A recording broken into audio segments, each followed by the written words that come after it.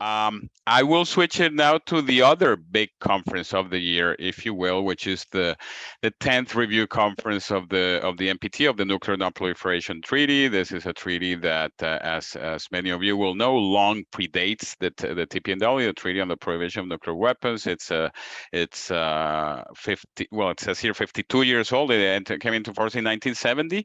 But I think there's a lot to be desired in terms of its effective implementation when we look at the way things have transpired.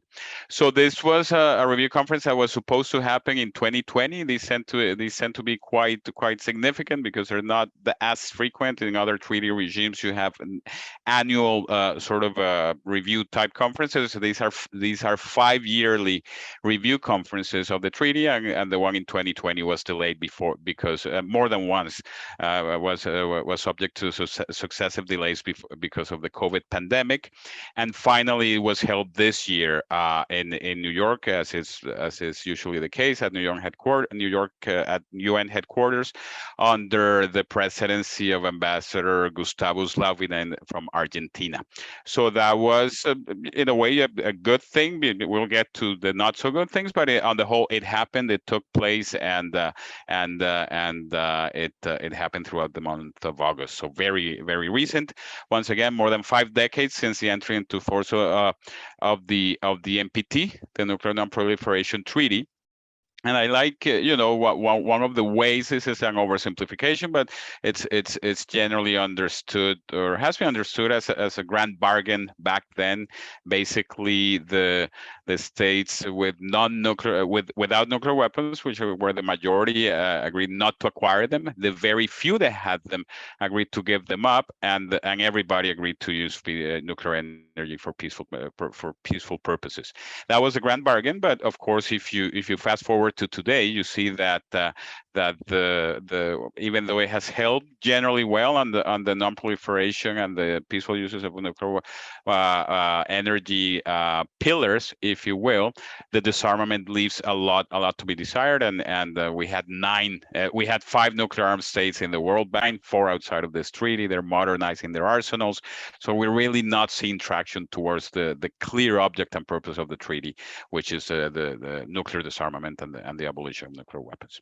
So this year there were high expectations for progress because of the known shortcomings of the regime, heightened and exacerbated because of the Ukraine war and the salience of nuclear threats and nuclear risks in general terms. So I think from everybody there were high expectations of progress, but as it turns out, and I'll say a bit more, there were different views among different camps in the NPT context about what actually should and would have constituted progress, the type of which would have been welcomed after the NPT review conference. And this also happened on the heels of the 2015 review conference. So 7 years ago, the last time there was a review conference, even though there are preparatory committee meetings in the middle, but the big one already 7 years ago. And that one was not able to achieve consensus, to agree on a final report, on a final outcome document back in 2015, which is typically seen as a key measure of bare minimum acceptability, in terms of progress, the ability to reach consensus on an outcome document. So back in 2015, that was not possible. So that fed into the heightened expectations this time around, and there was this general mantra that we cannot allow ourselves to have 2 back-to-back failures. In other words, 2 back-to-back situations where the international community is not able to agree on an outcome document. And as has been noted already, Ukraine in the background is not a minor thing for obvious reasons. It's a multifaceted, multidimensional conflict, but it clearly permeated these discussions to the point that it was, at the end of the day, the official reason why this NPT conference as well failed to agree on an outcome document. So we'll go a little bit deeper into those things. So just if you have your phones handy, and if you can go to menti.com and enter the code as just to see, this is a bit of a historical quiz about the reasons why we were in fact on the heels of a failed conference 7 years ago in 2015. So for context, there was a draft outcome document back in 2015, and at the 11th hour, it failed. It failed to reach consensus.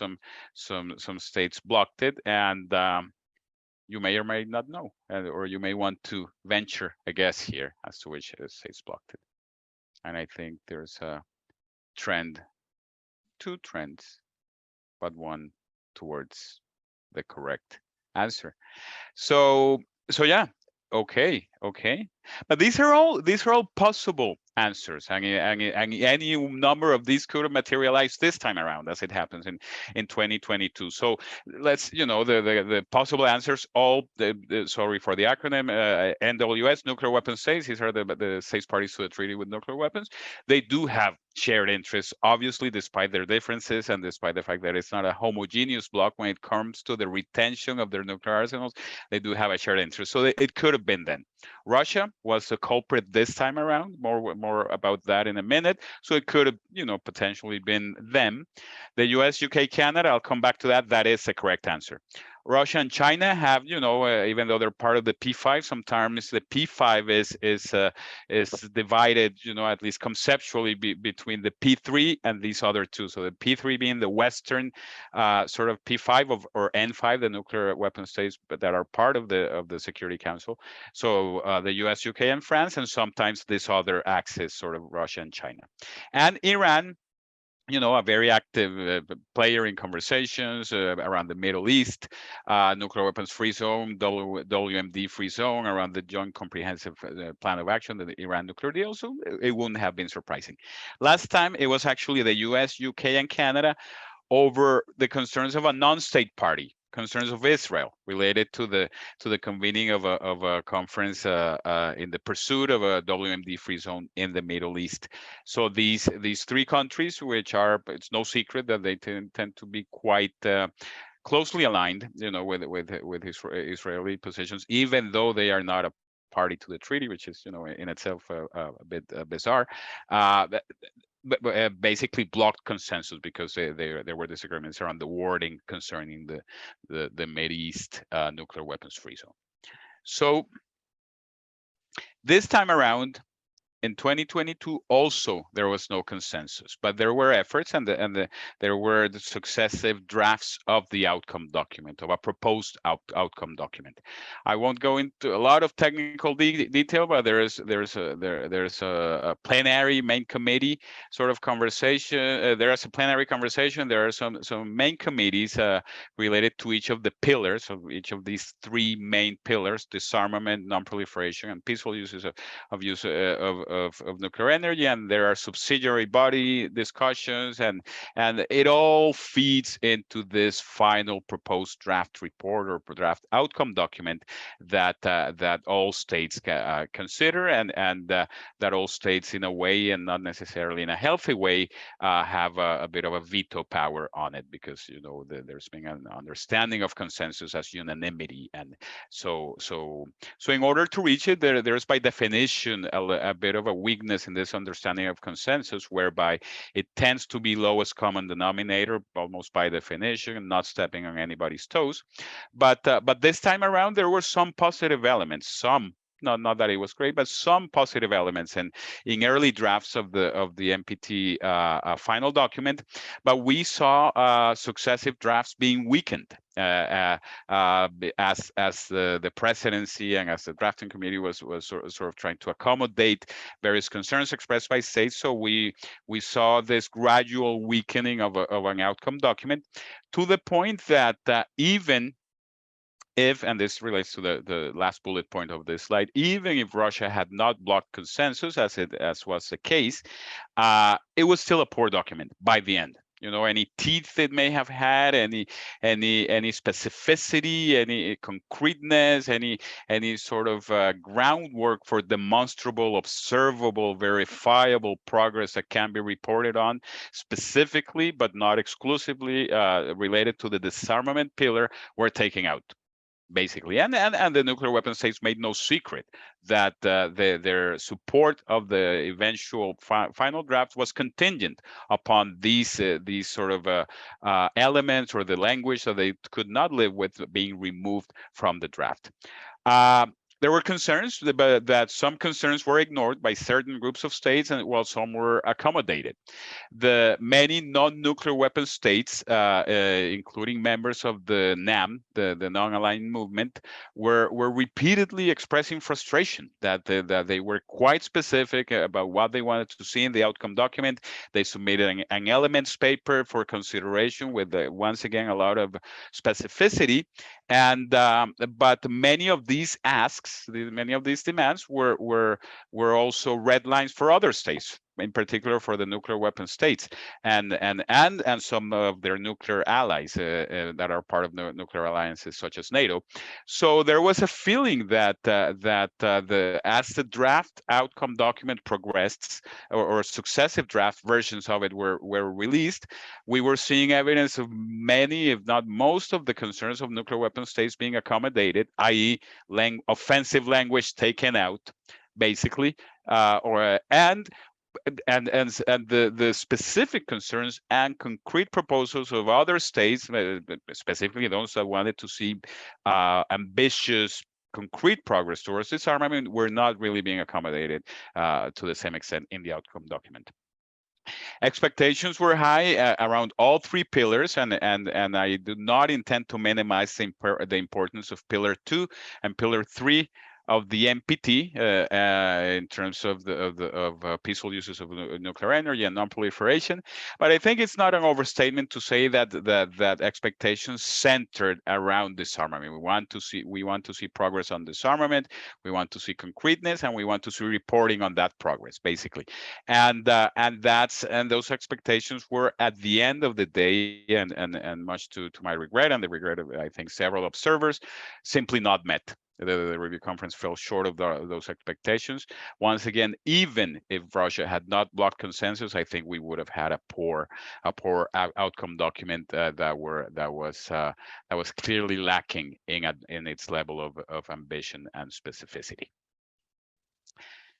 So we had this concept of red lines in terms of the discussions, and the flip side of red lines is demands by other groups of states. So many of these red lines are red lines for some in terms of offensive language or offensive elements, irritants, in terms of the commitments that they want to stay away from. But these red lines are at the same time the things that other groups of states do want to see included in the outcome document and in the let's call it the package of commitments that would have emerged from this NPT review conferences. This is not what I have displayed on the shared screen is not an exhaustive list, but I think it does touch upon some of the key issues that were contentious, and that I think their inclusion or their absence from the outcome document would have shaped our perception today of its relative strength. Again, forgetting for a minute that it was blocked and it didn't reach consensus. But if the last draft had remained, had enjoyed consensus, the absence or inclusion of these elements really would have been critical. So let's look at some of them. So a red line around benchmarks, timelines, and targets. So this is a key one, and this is something that several non-nuclear weapon states were pushing for quite hard, including but not exclusively through the non-aligned movements. Basically, this relates to specificity of disarmament commitments. For years, for decades, the nuclear weapon states have been very effective, I would say, in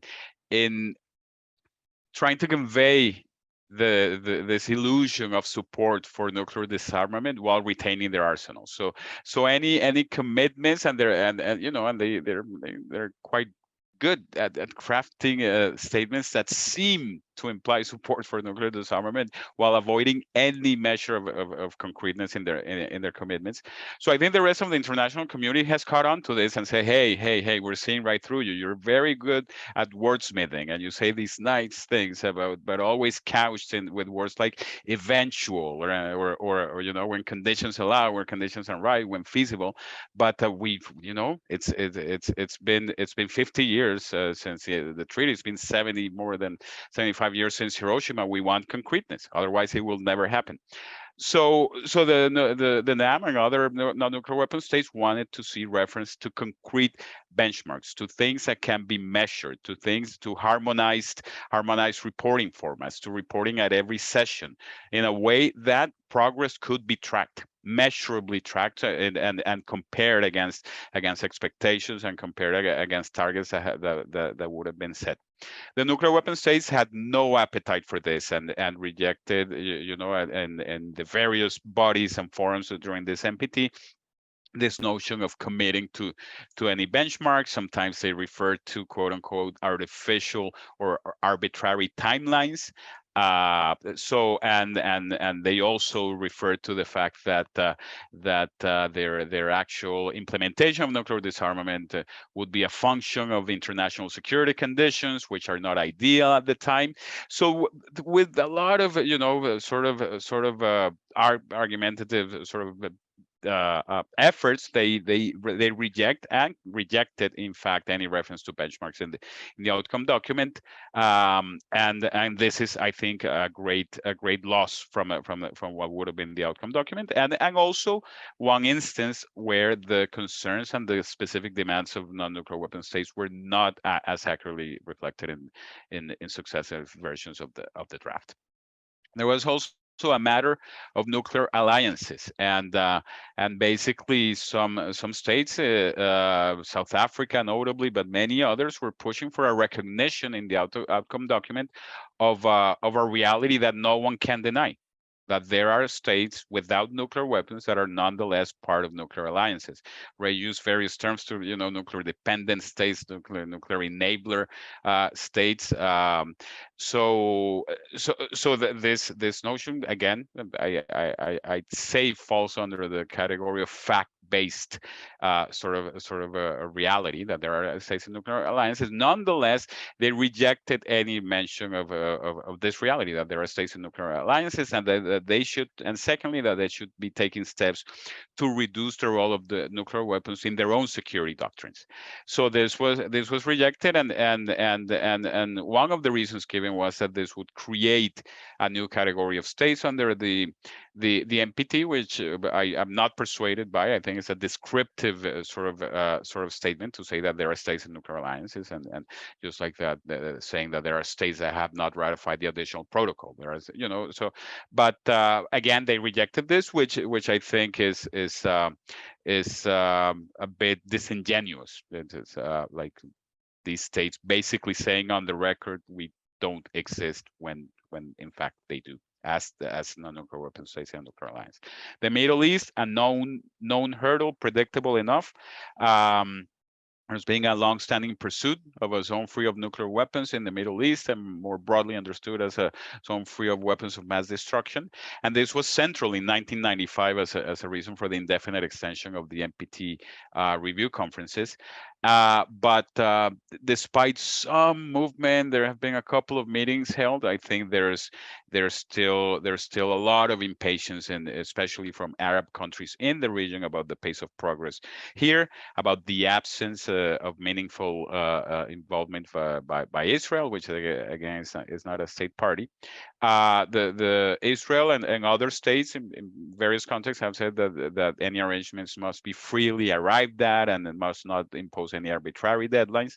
But the fact of the matter is that this file remains unresolved, and it continues to be a source of irritation in the NPT. The question of heightened risks and nuclear risk reduction is increasing in salience and prominence in discussions, and this refers to measures intended to minimize, actual detonations of nuclear weapons, whether intentional or deliberate. And there were some efforts to include commitments to no first use which even though it's not a guarantee, a foolproof guarantee, it is still generally seen to be a positive measure and it means not being the first to introduce nuclear weapons in a conflict. So, but this again was rejected by nuclear weapon states, and the reference dropped. And Russia, Ukraine, contentious, and in particular, some states wanted to see a direct reference to Russia as the agitator or instigator of the conflict, and lots of references to the invasion, illegal, unjustified, unprovoked, and unwarranted were some of the words that were used very repeatedly, and I think most states taking a floor sort of in solidarity with Ukraine, but it was known to be contentious for all sides at the end of the day, and it was what wording around this issue is what derailed sort of the outcome document. But underneath that, there were several other issues. Negative security assurances, non-nuclear weapons states seeking inconditionality in terms of commitments from states with nuclear weapons that they would not attack states without nuclear weapons. But again, always this blanket inconditionality was not possible due to opposition from nuclear weapon states. And again, nuclear naval propulsion with the Australia, US, UK deal, strengthening the review process, horizontal and vertical proliferation, just a bunch of things that needed to be ironed out. But on the whole, a reflection that there are deep schisms, I think, and rifts in the regime, and the divide is not just between the few that have nuclear weapons and the rest of the international community, but there is a very critical third camp, which is states that are non-nuclear weapon states, but are nonetheless party to nuclear alliances and endorse their nuclear deterrence policy officially. So that are also, that I think, also a critical part of this equation. And that brings us to Canada. So sort of some features of the Canadian position at these forums. So NATO unity and alignment with NATO position. I think that continues to be sort of the chapeau or the framework under which Canada sets several of its positions with regard to nuclear disarmament and nuclear abolition.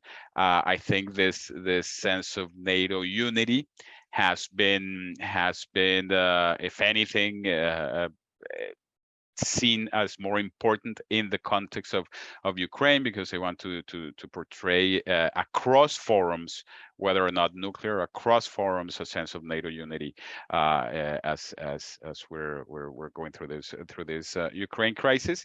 So this position, of course, also means that Canada endorses NATO's strategic concept, which places a premium on nuclear weapons as the supreme security guarantee. It also presupposes that Canada is okay with nuclear weapons sharing, which happens within NATO, despite the non-transfer provisions of the Nuclear Non-Proliferation Treaty. As many of you will know, countries like Italy, the Netherlands, Turkey, Belgium host nuclear weapons in their territory that are, even though they're officially U.S. nuclear weapons, these are seen to be part of NATO's deterrent that Canada participates in, including through membership in the Nuclear Weapons Planning Group. So this is a key thing, NATO. This is a tough nut to crack. I welcome Ray's earlier comments about some cracks that I think are very significant. But on the whole, I think there's this inertia about NATO unity in terms of nuclear weapons policy. Canada, a gender champion at this NPT, and as Ray said, there's always room for being stronger and going further. But generally, I think it was welcome alongside countries like Sweden and Ireland, sort of pushing this questions of gender, questions of women's participation, not just sort of in terms of numbers and showing up, but in terms of actual meaningful participation at the various levels of these discussions, and also highlighting disproportion aspects of nuclear weapons use and radiation along these lines. So I think that's welcome, and not surprising in a way in the context of Canada's recent focus on feminist international foreign policy. FMCT, this is a bit of a legacy issue for Canada. Has been pushing for many years at various forums, including First Committee, NPT in Geneva, etc. The natural home for this file is the Conference on Disarmament in Geneva, which some of you will know is an utterly dysfunctional body, both procedurally and substantively, and hasn't really advanced on a program of work for several years. But Canada is still clinging on to this file as a legacy file, and still framing it as something that should be negotiated in the context of the FMCT. I sense some impatience in terms of various stakeholders on this. Not that the file is not welcome or important, but I think it has failed to deliver in part because of the dysfunction of the Conference on Disarmament. There's calls to raise it in the General Assembly, which is seen to be more democratic. But again, this is one of the things that Canada brought to the table at this review conference. Civil society engagement. Canada hosted an engagement with civil society members there on the ground in New York, which I think is positive in terms of civil society engagement. And there was something else, and it was that Canada included a member of civil society as part of the official delegation, and that member was me. Some of you know that. So while you may or may not agree with the wisdom of the choice, I think that the fact alone that Canada has listened on this point of including sort of civil society expertise or civil society membership in the delegation is a healthy practice, and there's other countries that have done that, and it has been a long-standing request from us or from civil society in Canada writ large to the Canadian government, and there is a precedent, but already quite distant of that practice in the past. So I think, again, aside from the fact that I was the one that was part of the delegation, I think it can be a healthy practice and a positive precedent going forward in terms of having someone from sort of the NGO side of things. And Canada, linking it back to Ray's presentation a little bit, continues to be an outlier to the Treaty on the Prohibition of Nuclear Weapons, and we've heard some of the reasons given by NATO for their reluctance to embrace the TPNW, including the fact that they say it lacks consensus, which is a bit of a paradoxical thing to say, because the very countries that are blocking consensus are pointing to the lack of consensus as a fundamental shortcoming of the treaty, and typically they also point to the fact that the TPNW has not resulted in the actual elimination of a single nuclear weapons, while supporting the NPT as they call the cornerstone of the nuclear disarmament regime. But they seem to forget that the NPT also has not really eliminated a single nuclear weapon. I mean, reductions have happened in the context of bilateral treaties and other efforts that are nonetheless supported. So this continues to be a contentious issue, but I think Canada, despite not and reiterating the point that like NATO members are not planning to join the treaty, which is unfortunate, I did sense an effort of trying to lower the temperature in terms of the overt criticism or hostility toward the treaty, so trying to walk a fine line there, including as it relates to humanitarian impact of nuclear weapons, which I think some states, including NATO members, are looking to embrace that conversation a little bit, in as much as it is not seen to be an endorsement of the TPNW. So that's another context. And to finish, I would this is a recommendation that I really like, and this is from the House of Commons Standing Committee on National Defense. that I think in no ambiguous terms, recommended that the Canadian government take a leadership role within NATO in beginning the work necessary for achieving the NATO goal of creating the conditions for a world free of nuclear weapons. A bit wordy, but basically the premise here is that if a world without nuclear weapons is ever to be a reality, the fundamental security doctrines that underpin the today's world with nuclear weapons need to change.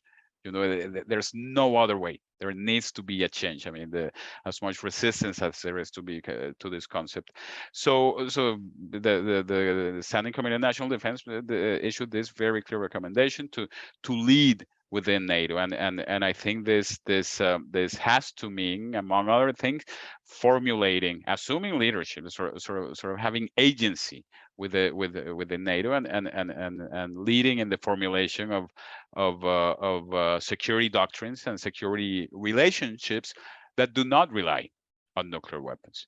But I think if one were to track the implementation of this particular recommendation, I think there would be little to show for it, because the official position continues to be one of unity and alignment with NATO. So I'll leave it here, and happy to listen to any questions that you may have. Thank you. Thank you so much, Cesar, of course, for that comprehensive overview. Just as last time, we're going to move into some Q&A. I see Camry, I hope I'm pronouncing that correctly, has their hand up, so we can start with them. And then also, please posit any questions in the chat. And we have about 10 minutes, so we'll try to get through to as many of these as possible. Thank you so much. Hi, yeah, I had never heard of the fissile material cutoff treaty, and I'm very intrigued by that whole idea. Of course, it's useless, I think, if it's just proposing to disallow the sale of fissile material. What about the production? If they disallow the production, then the whole uranium industry in Canada would take a turn downwards, and they would have to they wouldn't be able to, you'd basically stop problem at the source. Also, that might relate to the whole idea of enriched plutonium, which comes from nuclear reactors, right? There's a whole black market, isn't there, in these materials? And the official sale, I mean, there is virtually none, so it's kind of a meaningless treaty in it. I don't know, but it sounds meaningless to me unless they make a treaty that proposes to stop the production of the fissile material. So I'd be interested to know what your thoughts are on that, or if there's any. Also, that whole statement about NATO is ludicrous. It's like asking the NRA to lead the charge in getting rid of the gun culture. Obviously, it's the NRA. That's their raison d'etre. So you can't make the NATO be working within itself to a nuclear alliance to do away with nuclear weapons. I don't think that makes any sense. So I can't believe that was ever accepted, even as a statement or a proposal. No wonder it went nowhere. Okay, that's all I have to say. Thank you. Thanks for those two questions and comments. Just on the FMCT, on the Fissile Material Cutoff Treaty, it's an issue of great importance to Canada, because this is basically the raw material for nuclear weapons. So there's a lot of multilateral efforts to restrict and control and to precisely prevent a black market in these, because it is really that sort of sensitive technologies. The C, and this is a very technical, but the C in FMCT, Fissile Material Cutoff Treaty, is the way Canada frames it, but it's not the universal understanding. The other states talk of a fissile material treaty that doesn't necessarily mean a cutoff. And the reason for this relates to the existing stockpiles. Some countries that will be subject to the fissile material treaty consider it unfair that states that have already produced stockpiles for many years and have have directed them to their nuclear weapons now conveniently talk about freezing, cutting off all the production of nuclear materials. So they're talking about, the question of the cutoff, the question of whether there would be a moratorium, etc. On your point about Canada's nuclear, and there's more to be said there. Canada's involvement with this industry is very true, and there's uranium, including from Saskatchewan, etc. One very interesting tidbit that countries like Canada and the United States have had recently nuclear cooperation with India, which is an outlier of the NPT, of the Nuclear Non-Proliferation Treaty, and the treaty is very clear in its intent and in its restriction of nuclear trade only with states parties to the treaty itself. But you know, the nuclear suppliers group, of which Canada and the US are party, granted an exemption to India so that they could sell uranium to India, and this in fact raises proliferation concerns that I won't get into, but it's not all completely kosher. So yeah, this is an open file. On NATO, you're right. You know, it's a bit. It may come across as a bit disingenuous to ask NATO to sort of decrease its or to work to formulate security arrangements that do not rely on nuclear weapons. But I think it's always a useful reminder to people that there is agreement, universal agreement on the goal of nuclear abolition. I mean, to put that in question is to backtrack. This is a foundational objective of the United Nations. These states themselves speak, at least rhetorically, of their commitment and their pursuit of a world without nuclear weapons. There is no doubt that they are bound by Article 6 of the NPT, however sketchy its implementation, to progress in good faith towards that goal. So I think it's in that context that I think NATO is and should be reasonably expected to make progress towards that goal. That they haven't is not evidence that the case for abolition is flawed or the foundation for it. It just means that there's little appetite in NATO, and there's inertia, and there's a need for greater leadership. But when it comes to Canada, membership in NATO does not mean or should not be tantamount to acquiescence with US dictates, you know, regarding nuclear weapons. I think membership needs to mean agency, needs to mean democratic responsiveness here at home, where 3 out of 4 Canadians support, for example, Canada joining the Treaty on the Prohibition of Nuclear Weapons, and conveying those positions, you know, within the NATO context. It's a tall order, and recent precedent is not that encouraging, but I think that needs to happen if nuclear abolition is ever to happen.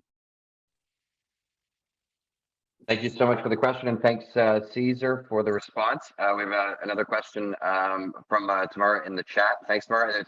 There's a few here, so I'm just going to pluck out a couple if that's okay. So, you know, the NATO's focus on Russia needing to, you know, disarm. Obviously, there is this phenomenon where you know, Russia is not going to want to dispose of nuclear weapons if NATO isn't going to do the same, and the first one to kind of start reducing stockpiles. Obviously, you know, the other one is you never want to be the first one to kind of step away from the edge, perhaps is one way to look at it.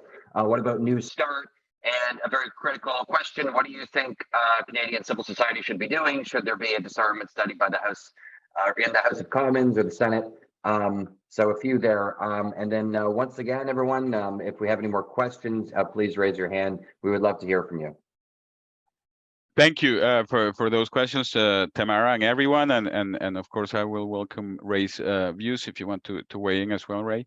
In terms of, and if we, with your indulgence, if we go a couple of minutes past noon and you don't have a hard stop, maybe, you know, maybe we can abuse your patience a little bit. So in terms of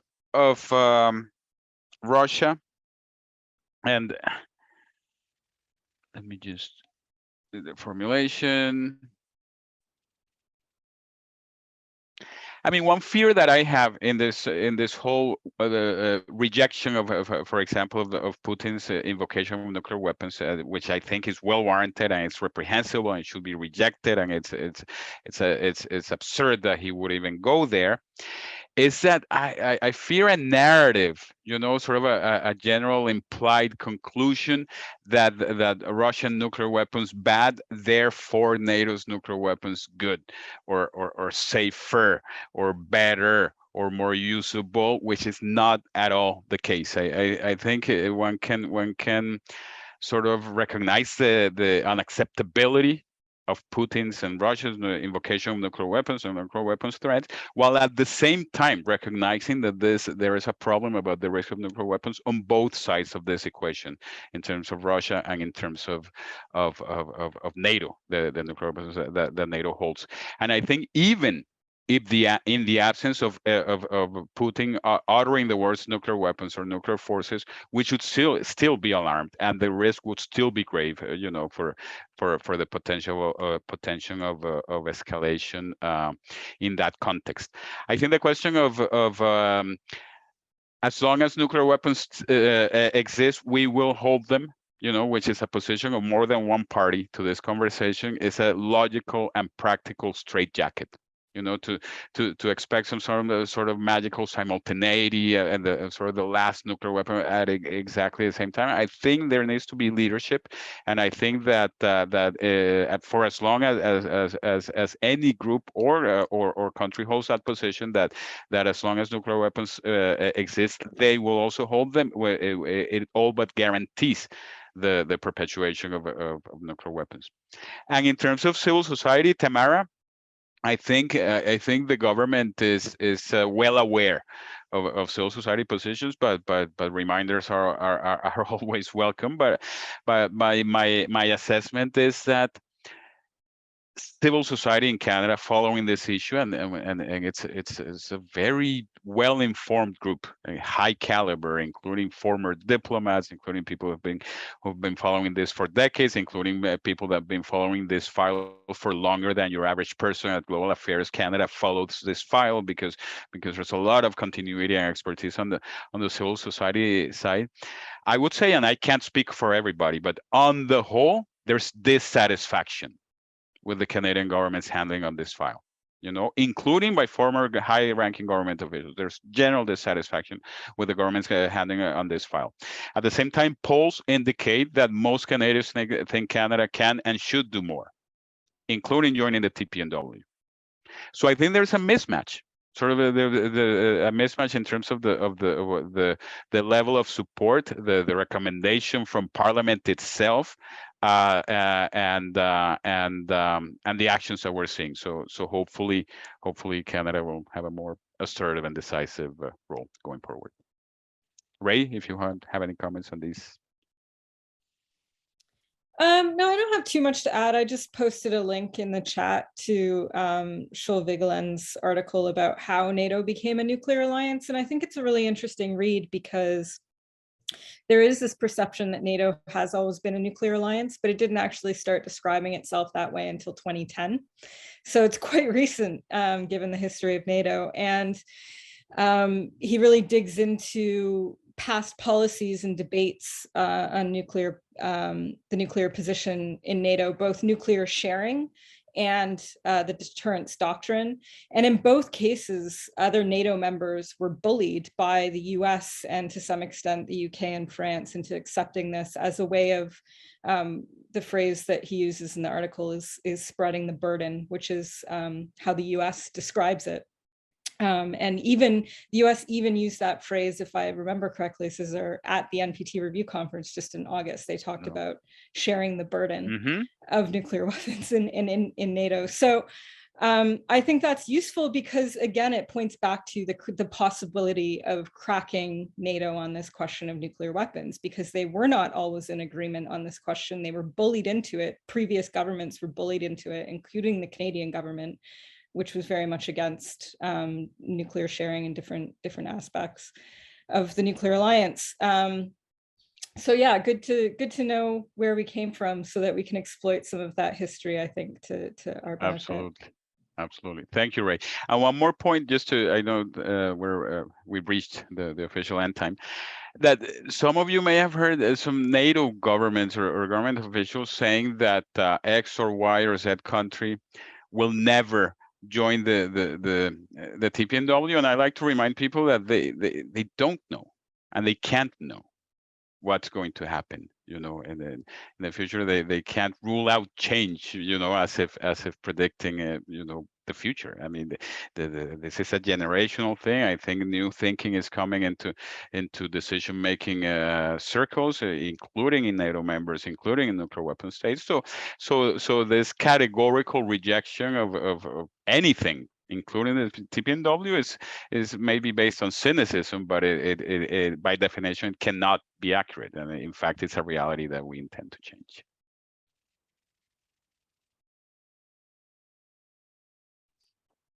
So I think as we have reached the culmination, or at least the planned culmination of today's workshop, we might want to call it a day there. I want to thank everyone that has come, everyone that's offered questions and comments. And of course, thank you to Ray, who did a wonderful job in their own module, but also with follow-up comments throughout the event. We also want to thank Shantz Mennonite Church, who is the funder for this project. This is the second workshop in a 3 workshop series, with the final virtual workshop planned to occur sometime this coming November. So once again, thank you everyone for attending. We'll also be reaching out to attendees with follow-up thematic reports based on each workshop, which is not only a summary of each workshop, but also some analysis baked into it. So I will once again say our final workshop is in November.